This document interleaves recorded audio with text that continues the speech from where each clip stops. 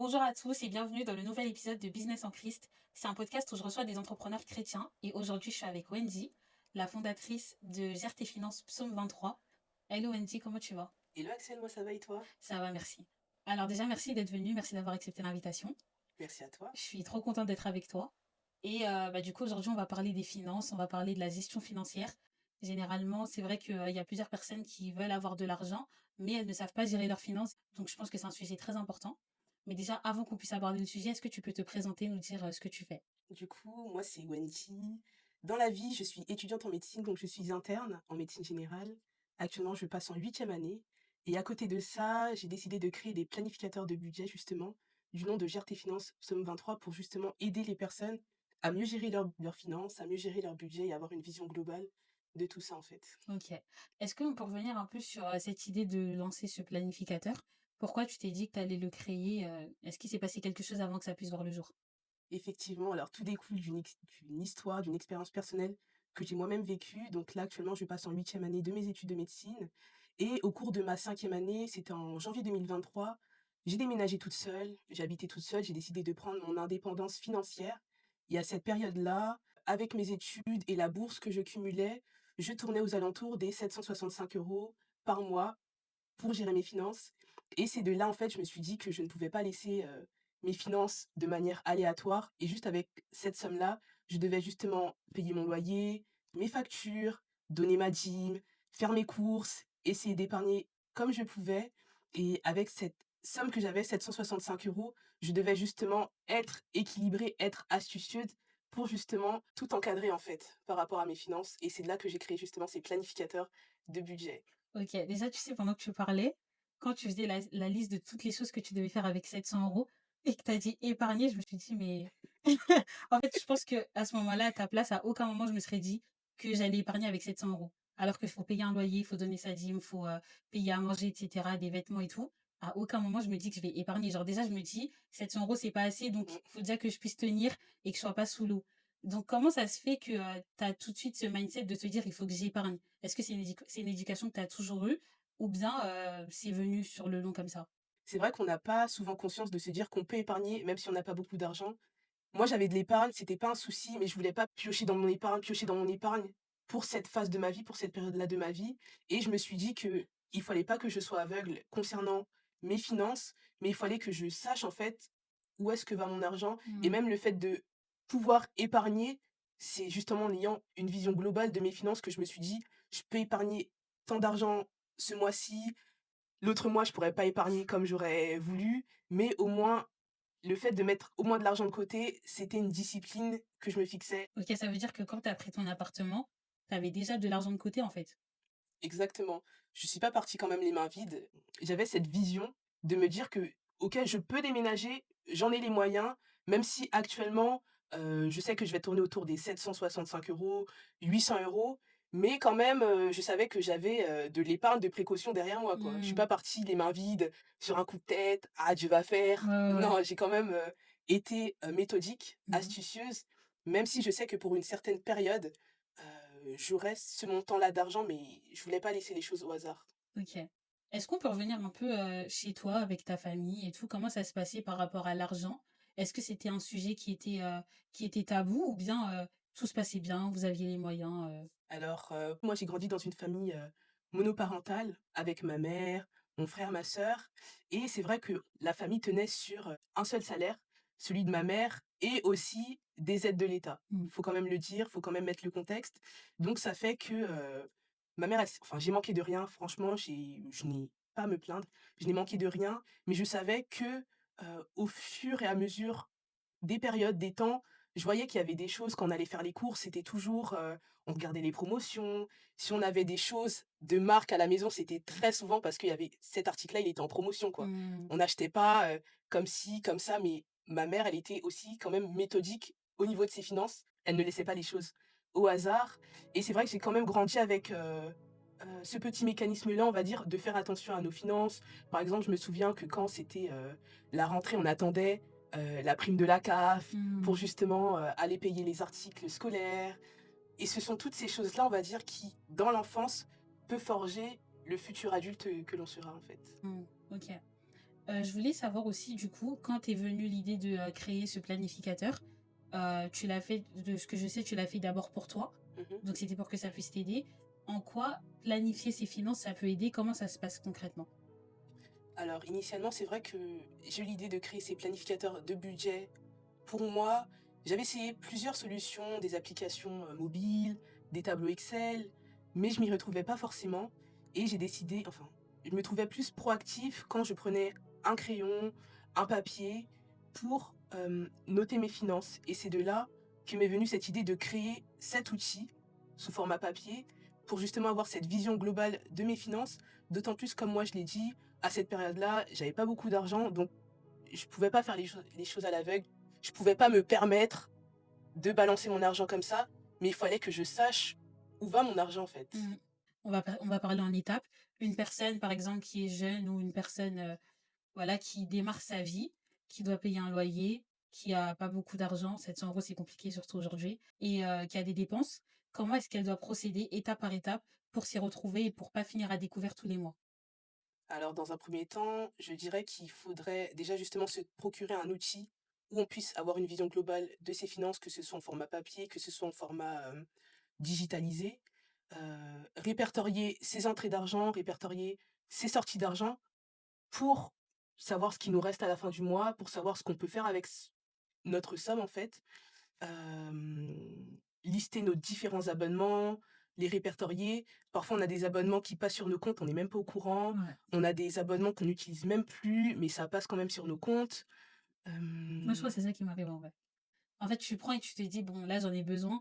Vas-y, peut-être que je vais retirer après quand j'aurai terminé d'utiliser ou quand j'en aurai plus besoin», mais en fait, on laisse et finalement, ça prend vraiment des sous. Genre les abonnements, c'est trop traître. exactement, donc justement, faut lister, faut répertorier. Aussi, il faut pouvoir se faire des budgets.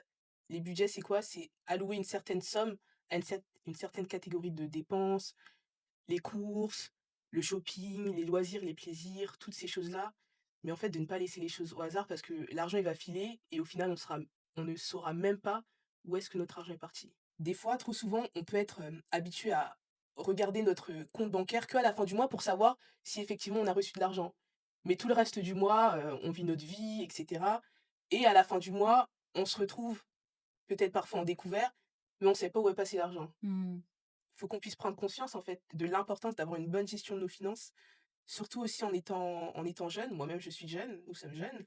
Avoir cette conscience qu'il est important pour la suite de commencer, fidèlement par ces petites choses. Le fait Mmh. de épargner, le fait de budgétiser et c'est comme ça qu'on va pouvoir croître de plus en plus en abondance.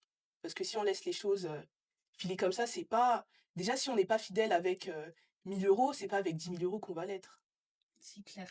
Est-ce que quand tu as commencé à bien regarder tes finances pour pouvoir les gérer, est-ce que tu es arrivé dans cette phase où tu avais du mal à donner ou pas? Parce que généralement, j'ai l'impression qu'il y a une phase où quand tu as envie de gérer tes finances, quand tu as envie de devenir un peu plus responsable, bah, des fois, tu peux tomber dans le truc où tu n'as plus envie de laisser partir ton argent et tout. Tu veux vraiment coffrer, mais du coup, tu as du mal à donner, tu as du mal à être généreux et tout. Est-ce que c'est quelque chose qui t'est arrivé ou pas? Je dirais pas ça dans le sens où, par la grâce de Dieu, vraiment, même si j'avais peu d'argent, enfin peu d'argent, tout est relatif, même si je tournais, comme j'ai dit, autour des 765 €, j'ai vraiment toujours donné ma dîme et juste enfin, à cette période-là, ma dîme, c'était quoi? Allez, 80 €, 75 €. Mais sur un budget aussi serré que j'avais, franchement, cette somme-là, c'était quand même quelque chose, tu Ouais, vois? c'est D'autant clair. plus que j'avais mon loyer à payer à 3 chiffres là, donc et je partais toujours du principe que l'argent que j'avais, c'était pas mon argent. Dans le Mhm. sens où, hem, je donnais une direction à mes finances. Je savais que telle somme allait partir dans la dîme, les offrandes, que telle somme, c'était pour le loyer, que telle somme, c'était pour, heu, manger. Donc quand tu es comme ça, j'avais plus de facilité, on va dire, à couler, enfin à laisser, quoi. Après, c'est sûr que je ne me faisais pas des plaisirs, à outrance, à l'extrême, mais je raisonnais en moi-même en me disant que l'argent que j'ai actuellement, c'est pas mon argent. C'est l'argent dont je bénéficie et je sais que, cette somme-là, ça va aller dans le loyer, donc je vais pas faire n'importe quoi avec, quoi. OK. En fait, tu as vraiment cette conscience, quand tu reçois ta paye, enfin, il y a une certaine somme qui ne t'appartient même pas. Genre, tu la Oui. regardes pas, en fait, tu comptes pas dessus. Non, je sais que ça va partir quelque part, donc je calcule même pas à partir de là. OK. Ouais, ça, je pense que c'est important de souligner parce que même le découvert, en fait, des fois, on a l'impression que c'est notre argent. Non. Genre, en gros, t'es grave à l'aise dans le découvert et t'as l'impression que, vas-y, c'est un découvert de 200 € et il n'y a pas de mal à ça, etc. Parce que c'est comme si l'argent, vu que tu l'utilises, tu crois que c'est à toi, tu vois. Mmh mh. Alors que finalement, c'est pas à toi. Et en fait, ça veut dire que toi, même quand t'es pas à découvert, quand tu reçois ta paye, t'as vraiment cette conscience qu'il y a une certaine somme d'argent qui ne t'appartient pas, qui est pour ton loyer, qui est pour ta vie, qui est pour tes dépenses, et tu ne la regardes pas, en gros, c'est ça. Exactement, parce que même là, tu soulignes très bien l'argent du découvert, où on a des autorisations de découvert, mais même ça, c'est pas notre argent. C'est ça. Et on peut rentrer dans ce piège de ah, je suis autorisé à avoir 200 € de découvert, donc je pioche dedans, mais au fur et à mesure, c'est comme un effet boule de neige où tu accumules des dettes, et au final, tout ça, tu devras le rendre, quoi. Hmm. Donc, l'argent du découvert, c'est pas ton argent. Est-ce que tu peux, on va prendre un cas de figure, une personne du coup qui a découvert. Exemple, la personne elle a 300 € de découvert, ou même 400 € de découvert, tu vois. Et en gros, elle va recevoir sa paye, mais ça va encore retomber dans le découvert et tout. Comment cette personne elle peut sortir de cette situation? Alors, elle pourra y remédier en palier par palier, dans le sens où c'est vrai que 400 € de découvert, tout dépend du salaire, de la somme, des entrées d'argent.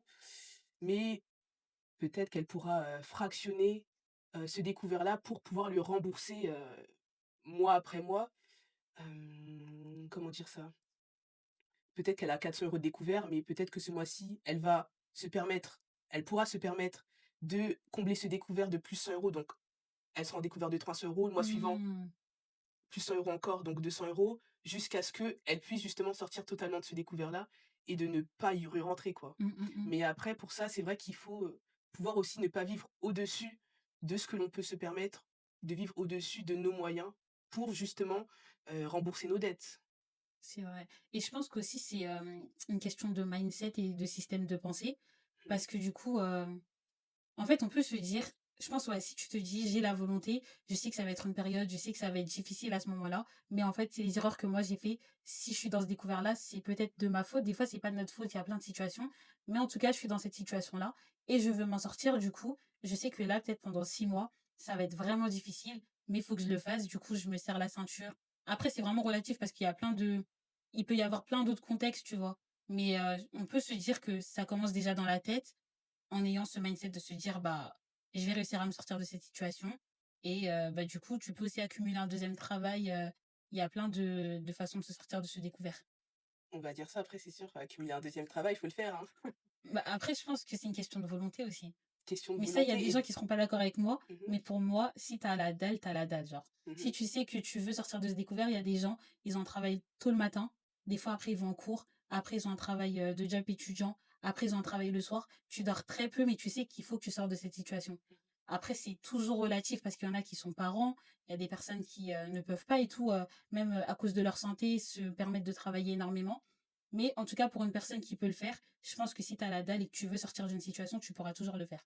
Oui, c'est sûr. C'est sûr qu'on pourra se sortir de cette situation-là, mais en fait, je rebondis sur le travail parce que c'est sûr que des fois, on veut utiliser toute notre force, toutes nos capacités pour se sortir de certaines choses, mais parfois, c'est juste qu'il nous manque de la sagesse, en fait. Aussi, ouais. Il nous manque de la sagesse pour justement s'organiser au niveau de nos finances, pour justement être astucieux concernant la gestion de nos finances, et c'est parfois même pas, le fait de cumuler un deuxième travail qui peut-être va nous fatiguer davantage à la longue, mais juste le fait de prendre le temps de se mettre, des objectifs pour se sortir de ce découvert. Comme par exemple, j'avais donné l'exemple de peut-être que ce mois-ci, on pourra combler de 100 € le découvert, le mois suivant encore plus, donc notre découvert, il va se raccourcir pour se sortir de ce découvert-là. Mmh, mmh mh. Mais des fois, peut-être on voudra cumuler un autre travail qui va plus nous fatiguer et à la fin, on se rend compte que: «Ah, au niveau de mes finances, ça a pas plus changé que ça». Ouais, je suis totalement d'accord avec toi parce que c'est vrai que dans tous les cas, même si on accumule ce deuxième travail, si le système de pensée, il a pas été renouvelé,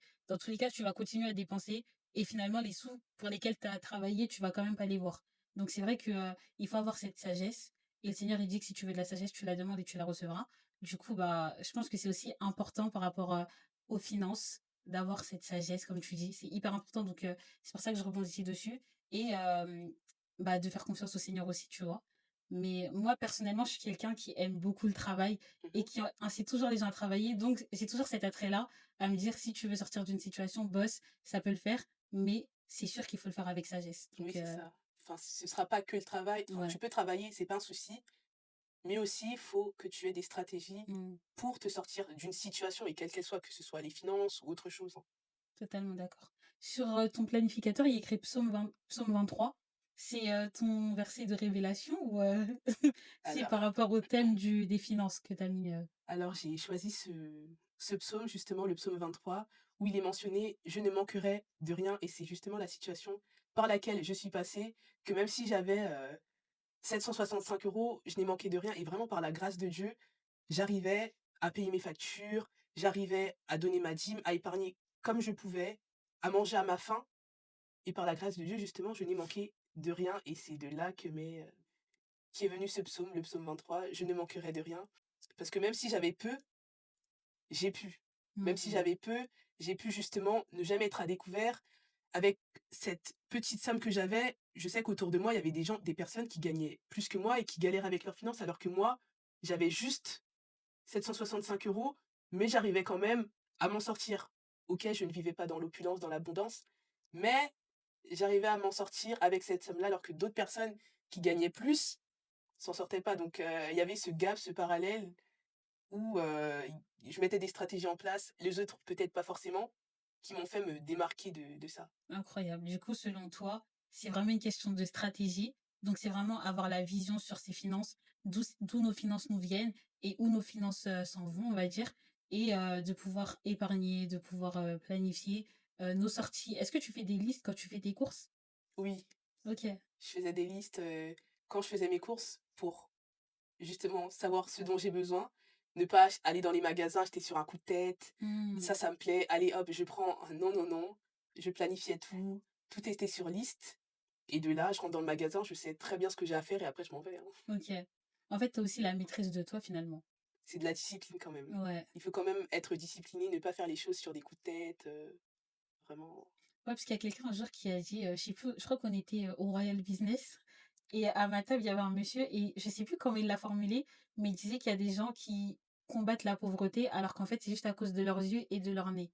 Et j'ai dit: «Comment ça?» Et il a dit: «Toi, tu vas sortir juste parce que tu as senti l'odeur de la pizza, tu vas aller dépenser, alors qu'à la base, tu avais pas besoin de tu avais même pas faim, tu vois? Mais juste parce que la pizza, elle sentait bonne, tu es parti dépenser et finalement, tu vas passer devant un magasin, tu as vu un pantalon qui est beau, tu vas l'acheter et c'est comme ça qu'on ne voit pas où vont nos finances.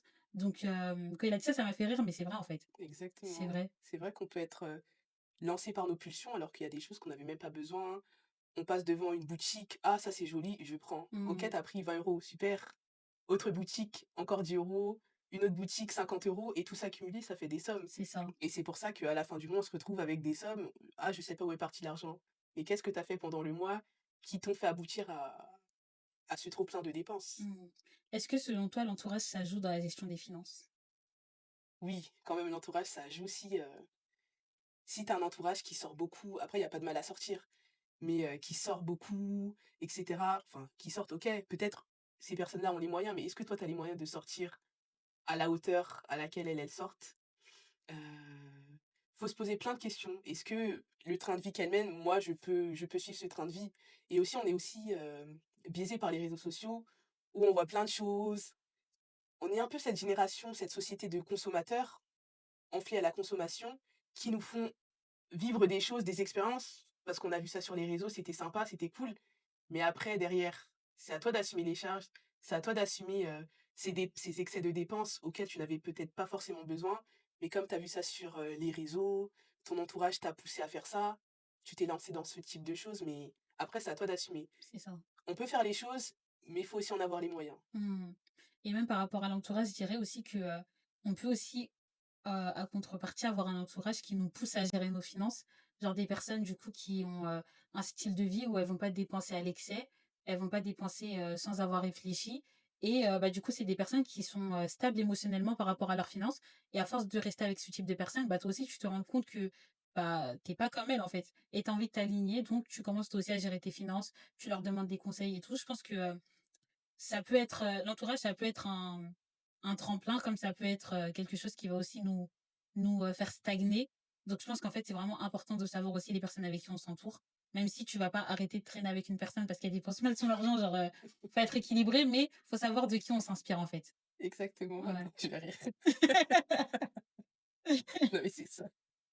Oui, c'est vrai, on va pas arrêter de traîner avec une personne parce qu'elle gère mal son argent, mais notre cercle, notre entourage, il fait quand même la différence. Mmh. Que ce soit dans les finances, que ce soit dans notre manière de penser, le fait d'avoir un bon entourage, ça va nous propulser quelque part.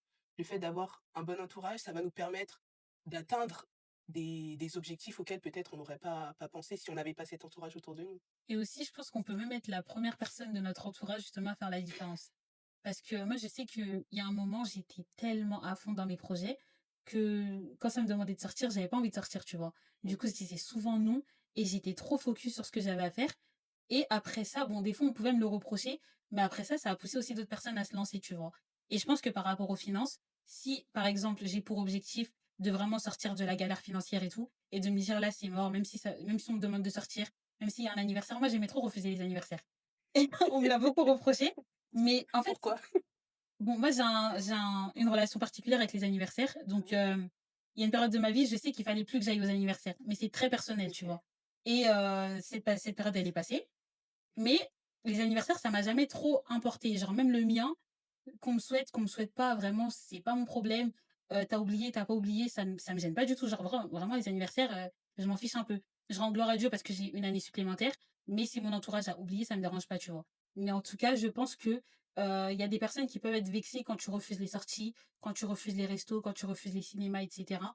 Mais après, si tu as un objectif bien précis et que tu sais que là, tu es dans une période, tu es dans une saison, tu dois te serrer la ceinture parce qu'il faut que soit tu sors de ton découvert, soit il faut que tu apprennes à épargner, soit tu as envie d'investir, ou soit tu as envie de juste être focus, bah c'est ok, tu vois. Mais c'est difficile, puisque souvent tu vas être pointé du doigt, on va beaucoup te critiquer, on va te mettre sur le côté, tu peux même te retrouver seul. Mais moi, je pense qu'il y a des saisons où passer par ces périodes-là, c'est important aussi. Mmh. Je sais pas ce que tu en penses, toi. Oui, c'est vrai qu'il y a des saisons, ben, moi-même, à cette période-là, cette saison-là de ma vie, j'ai aussi pas mal refusé des choses parce que justement je pouvais pas me permettre financièrement, d'aller à tel ou tel endroit, mais c'était pour une saison. C'était pour une saison et c'est vrai que comme tu as dit, l'entourage, il influe beaucoup et tu as aussi dit que, comment tu as tourné ça? Que justement, si ton entourage te voit faire certaines choses, ça va les pousser à se discipliner dans telle ou telle chose. Toi, c'était par exemple tes objectifs, tes projets, où tu refusais des sorties parce que tu étais trop focus au niveau de tes projets. On va se dire: «Ah bah, Axel, elle bosse quoi» et c'est vrai que même par rapport à ça, ça peut impacter leur vie en fait. Que tu sors pas, on sait que tu bosses, tu vois? Mmh. Et moi aussi, j'ai eu cette période-là où, je sortais pas parce que j'étais focus au niveau de mes études. Et on sait que Wendy, elle est pas avec nous, mais elle bosse, Mmh. tu vois? Enfin, voilà, c'était Ouais. juste pour un peu rebondir sur ce que tu avais dit sur, tes projets. Ouais, c'est ça, c'est important. Après, il y a aussi eu la phase où je me suis trop retirée de mon entourage et je me suis rendu compte que ça pouvait aussi être néfaste. Donc en fait, dans tout ce qu'on fait, il faut être équilibré. Je sais que là, cet été, j'étais beaucoup avec ma famille, j'étais beaucoup avec mon entourage parce qu'il fallait aussi que je sois là. C'est important d'être avec sa famille, d'être avec son entourage, tu vois. Mais c'est important d'être aussi équilibré et il faut juste balancer entre les saisons. Des Mmh, fois, on sera là et on va être avec notre famille, on va profiter, tout ça. Mais il y a des fois où on doit se retirer, on doit bosser. Des fois, c'est des grandes périodes de consécration aussi où tu dois vraiment chercher Dieu. Et des fois, c'est juste que tu as envie de reprendre ta vie en main et tu plus envie de dépenser à l'excès. Donc, tu seras plus là dans les sorties, tu seras plus là dans les voyages. mmh, Mais c'est OK en vrai, tu vois. c'est OK. Mmh. Tu parlais de tes études. Donc là, tu es en 8e année de médecine. Comment tu fais pour gérer l'entrepreneuriat et tes études?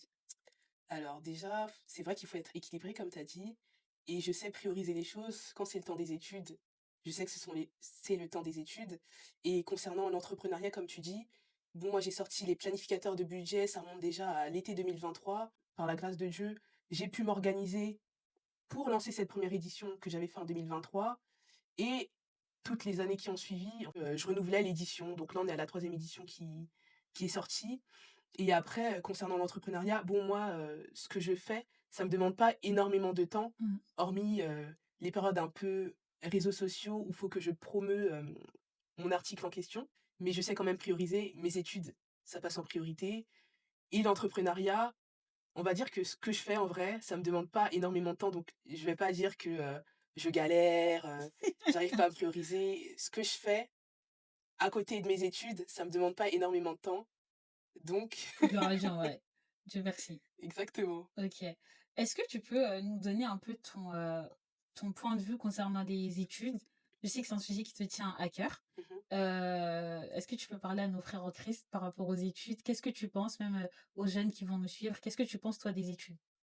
Alors les études, très bonne question. C'est vrai que les études me tiennent beaucoup à cœur, étant donné que moi-même, là, je suis dans un cursus qui me demande beaucoup. Donc là, je passe en 8e année par la grâce de Dieu. Heu, Félicitations d'ailleurs, je t'ai pas merci. dit, je crois que je te l'avais dit en off et 8 ans d'études franchement, incroyable. Oui, Félicitations. mais merci, merci beaucoup. Et c'est vrai que concernant les études, surtout en étant en Christ, pour moi, faut pas les négliger, faut pas les minimiser. Et même moi qui suis là en tant que futur médecin par la grâce de Dieu, j'encourage les jeunes justement à ne pas baisser les bras, à ne pas tourner le dos. Moi-même, j'ai eu des phases où j'ai voulu arrêter médecine. Moi-même, j'ai eu des phases où je voulais faire année sabbatique. Mais année sabbatique, qui me dit: «Je vais reprendre après?» Mmh. Donc toujours être focus quand même. Et même aussi en étant chrétien, bon, moi, là, je suis dans le domaine médical, la médecine, mais au fur et à mesure de mes années, je me suis rendu compte que ce que je faisais, c'était pas uniquement pour moi. Je sais que je suis une porte pour une prochaine génération. Je sais que je suis une porte également pour le royaume. Il y a pas des médecins chrétiens partout. Mmh, Enfin, mmh mh. je vais pas dire que je suis une exception ou quoi, mais justement le fait, d'avoir cette différence-là, de pouvoir manifester Christ au travers, de notre profession, franchement, c'est juste une gloire pour lui, quoi. Donc oui, j'aimerais encourager les jeunes à justement persévérer dans leurs études et qu'elles puissent se rendre compte que ce qu'elles font, ce n'est pas uniquement pour elles, mais demain, par exemple, bon là, je suis dans le domaine médical, on aura peut-être besoin d'hôpitaux, les personnes qui travaillent dans le gouvernement, on a besoin de personnes placées qui puissent impacter tout en représentant les valeurs du royaume. Mmh. Et c'est pas j peut-être je vais m'égarer un petit peu, hein, et c'est pas justement, en voulant briller que dans l'église qu'on va impacter le monde. C'est Il clair. faut aussi pouvoir sortir de nos 4 murs, hem, pour justement, heu, évangéliser par notre manière d'être. Moi, on m'a souvent demandé, parfois demandé, que j'étais différente. Enfin, il y avait ce truc qui faisait que j'étais différent, mais moi je s ils savent pas c'est quoi la différence Mmh, mmh, peut-être, mmh moi mh. je sais. C'est ça, amen. Moi, je sais, et je sais que juste par ces petites choses-là, on peut manifester Christ. Des fois, on n'a même pas besoin de crier Jésus, Jésus partout, mais juste par notre manière d'être, notre manière d'être présenté, de se tenir, notre attitude, ça fera la différence. Et après, les gens, quand ils vont creuser, ils vont savoir que, ah, enfin, ah, t'es chrétienne, etc. Mmh. Mais oui, en fait, le fait de ne pas négliger nos études, de ne pas négliger qu'on puisse être une porte pour une prochaine génération, qu'on peut être une porte dans ce monde, tout simplement, une lumière qui brille, le sel de Amen. la terre. Amen. C'est hyper inspirant ce que tu dis parce que, en fait, généralement, dans l'entrepreneuriat, il y a souvent ce discours, que, les études, ça sert à rien, que vraiment, on n'apprend rien et tout. Moi, j'aimerais juste, du coup, faire comme toi et apporter cet équilibre. Je pense que c'est pas tout le monde qui, qui trouvera son truc dans les études. Il y a des personnes qui sont vraiment pas faites pour ça Mmh. et elles qui doivent vraiment travailler et apprendre avec tout ce qui est manuel et être sur le terrain. Mais il y a des personnes qui doivent aussi apprendre beaucoup dans les études pour pouvoir avoir des bagages et les apporter dans leur business ou des fois juste être salarié, tu vois? Mais là, comme on parle d'entrepreneuriat, du coup, moi, je sais que personnellement, pourquoi j'ai arrêté ma 5e année? Parce que je prenais des formations, j'étais vraiment devenue addict aux formations en ligne que je prenais et j'apprenais beaucoup plus dans les formations que ce que j'apprenais à l'école, tu vois? Et je sais que l'école, c'est important et que peut-être que j'aurais dû juste, boucler le truc en me disant: «J'ai mon diplôme», mais après c'était une période assez difficile, mais franchement, j'apprenais énormément. En fait, ce que j'apprenais en cours, c'est limite, ça fait longtemps que je le sais déjà parce que j'ai pris mes formations, tu vois? Mais finalement, ça reste de la formation, que ce soit sur un banc des écoles ou chez moi en train de me former sur internet, je continue d'apprendre et je continue de me former et ce qu'on cherche, c'est la connaissance en soi, tu vois? Après, c'est vrai que peut-être plus tard, il m'aurait fallu ce diplôme-là. Personnellement, je pense pas, mais on sait jamais. Peut-être Mmh. que demain, je vais reprendre mes études, hein, on sait pas, tu vois? Mais aujourd'hui, genre Excel aujourd'hui, de 2025, ne pense pas spécialement que pour réussir, elle a besoin de ce diplôme-là, avec les connaissances que j'ai, tu vois? Mmh. Parce que moi, je suis dans le marketing et dans la communication, dans mes études et c'est un sujet vraiment que tu peux apprendre sur les réseaux, tu vois? Par contre, toi, tu es dans la médecine, je pense pas qu'une formation, je pense pas qu'une formation sur, Instagram, ça va ça va t'aider. Donc chacun son domaine et son couloir, mais c'est important d'avoir de la connaissance, d'être pertinent dans notre génération et comme tu as dit, d'être lumière, en fait. De pouvoir apporter cette lumière, ce sel et tout sur la terre et d'être différent. C'est hyper beau ce que tu as dit, que dans ton travail, les gens disent que tu es différent et c'est vraiment, ça que j'aspire à être et que toutes les personnes qui nous suivent puissent aussi aspirer à ça, à se dire que ce soit dans mon business, que ce soit dans ma famille ou dans mon lieu de travail, que vraiment les gens puissent se dire: «Mais elle est trop spéciale, genre c'est quoi ce qui se passe là? Elle est différente», tu vois? Mmh. Et voilà, je voulais rebondir, par rapport à ça. D'accord, et juste pour compléter ce que tu dis, peut-être que toi, dans ton domaine, les formations t'ont beaucoup aidé, t'ont beaucoup été utiles, mais c'est vrai que dans notre société actuelle, en tout cas, le diplôme, ça compte. Enfin, ça peut paraître comme étant, entre guillemets, «juste un diplôme», Mmh. mais on vit dans une société où, on regarde beaucoup plus la forme que le fond, et le fait justement d'avoir un diplôme pour prouver notre statut, ça rend, entre guillemets «plus crédible». Alors c'est Surtout en France. oui, voilà, surtout en Mmh. France où on a besoin justement de ce diplôme qui va nous permettre de nous placer à des statuts. Après bon, toi, tu me parlais de formation, que pour toi, tu avais pas besoin de boucler par rapport à tes études, mais c'est vrai Mais que peut-être que je me trompe, hein. C'est pour ça que j'ai précisé Axel d'aujourd'hui. Moi, je pense pas, tu vois? Mais peut-être que je me trompe et que demain, on va me dire: «Il est où ton master?» mmh, Et je l'aurai pas et ça sera dommage pour moi. Mais j'espère pas être dans cette situation. j'espère pas non plus Et pour si toi. ça arrive, dans tous les cas, il me reste qu'une année, je la referai. Et moi, j'aime bien, faire des erreurs pour apprendre, dans tous Mmh, les cas. Je suis pas du tout, embêtée de me dire: «Ah, j'ai échoué à ce niveau-là. Ah, j'ai fait une erreur et tout». En tout cas, moi, dans cette saison, c'est ce que je pensais. Et finalement, bah, j'aurais plus qu'à assumer demain si j'avais besoin de ce diplôme, tu vois. Mais j'encourage pas les gens à se dire: «Il faut que j'abandonne l'école». Pas du tout. Je dis juste que, ce qu'il faut, c'est surtout de la connaissance. Mais c'est vrai qu'en France, mmh, si t'as pas le diplôme, des fois, ça peut être, contraignant. Donc exactement. c'est bien d'être équilibré, comme tu as dit. Oui, c'est sûr qu'il faut être équilibré, et même le fait d'avoir des diplômes, faut pas juste se contenter de s'arrêter au diplôme, il faut toujours apprendre.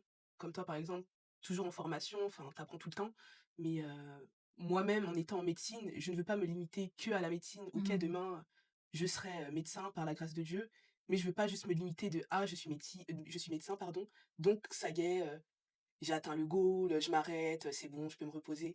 Non, faut toujours chercher à savoir plus, toujours en vouloir plus, et même, pour revenir au niveau des finances, le fait de compter maintenant, dans notre France actuelle, sur un seul salaire, ça peut être dangereux. Juste le fait de se contenter de: «Ah, je gagne bien ma vie sur ce seul salaire-là, j'arrête d'apprendre, c'est bon, je suis refaite». Même la période du covid, ça nous a pas mal montré qu'il y avait certaines professions qui ont pu être remplacées. Il y avait des entreprises qui ont dû fermer. Comment elles ont fait, ces personnes-là? Certaines personnes avaient des placements, financiers qui leur ont permis de pallier, mais le fait de compter sur un seul salaire, actuellement, c'est dangereux, et même moi, en tant que futur médecin actuellement, moi, je ne veux pas m'arrêter, me contenter juste de médecine. Je ne veux pas juste me contenter de mon diplôme, super, voilà les médecins, mais je veux acquérir d'autres choses, d'autres connaissances, des investissements, mais vraiment ne pas me concentrer que sur médecine. Après, j'ai mon goal à atteindre, celui d'être diplômée par la grâce de Dieu, Mmh. mais je ne m'arrêterai pas que à ça. Et même dans la Bible, il nous dit qu'il faut avoir plusieurs sources de revenus, en vrai. Exactement. Même le Seigneur, il est stratège et il veut qu'on ait plusieurs sources de revenus. Donc, comme tu as dit, que ce soit en France ou je pense peu importe le pays, en vrai, c'est, je dirais pas dangereux, c'est, je pense, juste passage ou un manque de connaissances, de se dire qu'il faut juste avoir un salaire ou une seule entrée d'argent. Je pense que le goal à atteindre, c'est vraiment d'avoir plusieurs sources de revenus et de pouvoir jongler, pour pouvoir vraiment être à l'aise, pour pouvoir investir, pour pouvoir épargner. Et je crois qu'il y a un verset aussi qui dit que il faut prévoir de l'argent pour les enfants de tes enfants, je crois. Pour 2 générations après Mmh. toi, tu dois avoir de l'argent pour eux normalement. Oui, C'est voilà. ce que c'est à la base, c'est ça, tu vois? C'est ce que le Seigneur, il veut pour nous, mais c'est pas vraiment ce qu'on vit aujourd'hui. Donc c'est pour ça que c'est important ce sujet de l'éducation financière, de la gestion financière et de ce mindset de se dire qu'il faut que j'ai de l'argent, il faut que je prévoie pour mes enfants, pour mes petits-enfants, pour mes arrière-petits-enfants et cetera. Parce que c'est ce que le Seigneur nous demande en vrai. Amen. Amen. C'est vrai. Oui, bah, c'est vrai qu'il faut prévoir pour notre famille. Même le fait, d'avoir de l'argent, ça peut impacter dans le royaume, hein. C'est ça. Parce que, excusez-moi du terme, mais c'est pas juste, en priant, en jeûnant qu'il y a des portes qui vont s'ouvrir. Parfois, on a besoin de choses physiques, de monnaie, de choses tangibles qui vont nous permettre de payer certaines choses, d'accéder à certains endroits, parce qu'on avait de l'argent qu'on a su utiliser, à bon escient. Mmh. Totalement, totalement d'accord. Quand tu as dû te lancer pour, le planificateur, est-ce que ça a été simple pour toi ou, tu as été face à certaines, difficultés?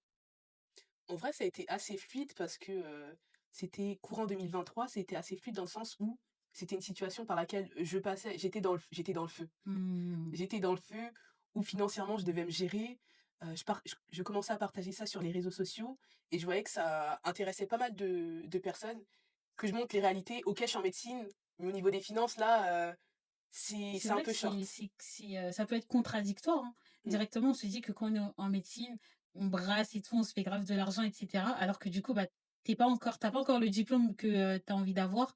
Donc forcément, il y a d'abord le processus et c'est bien que tu puisses montrer cette réalité. Cette réalité que là, c'est chaud, en fait.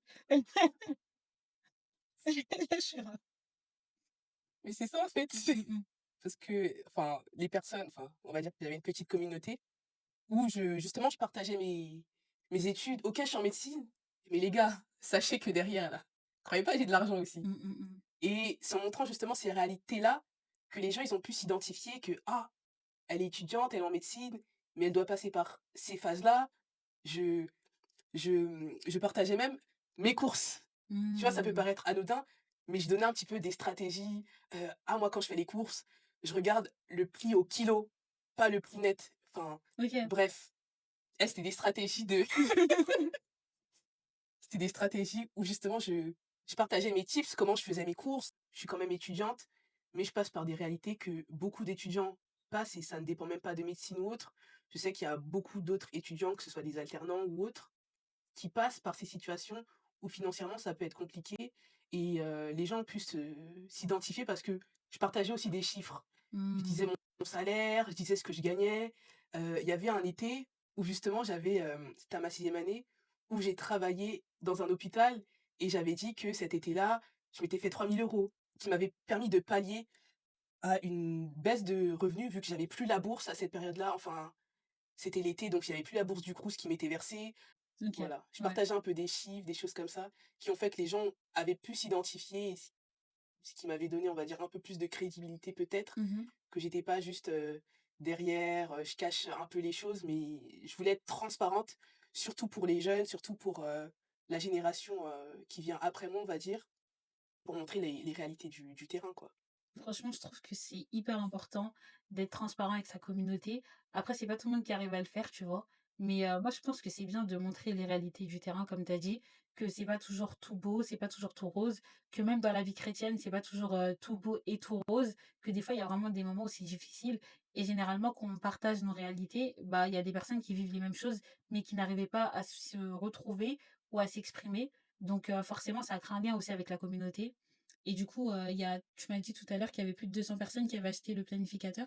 Oui, actuellement oui et plus, on est dans d'autres territoires, on va dire francophones, que ce soit au niveau des Antilles, du Québec, en Belgique, l'île de la Réunion, donc Waouh! on essaie de s'émanciper comme ça, petit à petit. Gloire à Dieu. Est-ce que Mais tu as, allez, un témoignage d'une personne qui a utilisé le planificateur et qui t'a partagé son témoignage et que c'est un témoignage qui t'a vraiment touché ou, c'est vrai que, je reçois quand même pas mal de retours des personnes qui utilisent leur livret ou déjà tous les messages que je peux recevoir où cet outil-là a pu aider des personnes, franchement, je remercie Dieu pour ça parce que c'est vraiment pour ce but-là qu'il a été créé, donc je suis, particulièrement, on va dire, honorée de pouvoir participer à cette aide que je que je peux faire à mon échelle et quand je reçois des témoignages de personnes qui ont pu, mieux s'organiser financièrement, qu'elles ont pu se sortir d'un découvert parce que justement, grâce au livret, elles ont pu répertorier leurs finances, avoir une vision globale de leurs finances et au fur et à mesure, elles ont pris conscience aussi que, leur argent, elles en faisaient peut-être n'importe quoi et ce type de prise de conscience, ça impacte quand même, quoi. mmh, gloire à Dieu. Ouais, tu te rends compte que du coup, bah, tu es une source de bénédiction et que, le projet que le Seigneur t'a donné aide vraiment les gens. Donc ça, c'est hyper encourageant quand on se lance. Donc gloire à Dieu. Où est-ce qu'on peut retrouver, le planificateur? Alors vous pouvez principalement nous retrouver au niveau de notre réseau social principal qui est Instagram, @gtf.psaume23 où il y aura toutes les informations en bio, Gloire à Dieu et est-ce qu'on peut, un peu le voir? bien sûr. Alors à savoir que, hop, les livrets se présentent comme ça sous 2 formats. Alors, au niveau des planificateurs de budget, ils se présentent comme ça, avec un grand livret qui est plutôt adapté pour les personnes salariées, les personnes de la vie active, même les retraités, et le petit livret qui est plutôt adapté pour les personnes étudiants, les jeunes qui habitent encore au domicile familial. Il est composé comme suit, où En fait, vous avez, différents tableaux comme ça. Vous avez différents tableaux où vous pouvez justement répertorier vos sources de revenus, noter vos épargnes, vos crédits si vous en avez et les dépenses fixes et variables et le tout, ça tient sur une double page pour vous permettre d'avoir justement, comme je l'ai dit depuis le début, d'avoir cette vision globale de vos finances pour, en fait, savoir ce qui se passe, en fait, sur vos comptes et ne pas laisser les choses au hasard comme ça. Gloire à Dieu. Moi, comme j'ai dit, j'étais plutôt, format papier, tout ce qui est écrit, crayon, papier, pour moi, ça me parle. Mais le but, c'est que vraiment chaque personne puisse justement utiliser l'outil qui leur convient, que ce soit une application mobile, que ce soit des tableaux Excel, que ce soit un carnet de notes. Et le but, c'est que vraiment vous puissiez vous retrouver dans ce que vous faites. OK, et pourquoi tu le proposes pas en format digital, le, planificateur? Pourquoi je ne le propose pas en format digital?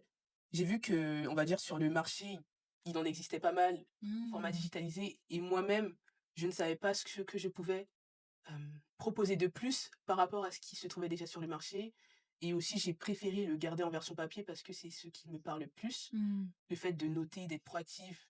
Au niveau de noter ses finances, moi ça me parle. Donc pour toutes les personnes qui aiment bien noter sur un crayon, sur une feuille, cet outil est fait pour vous.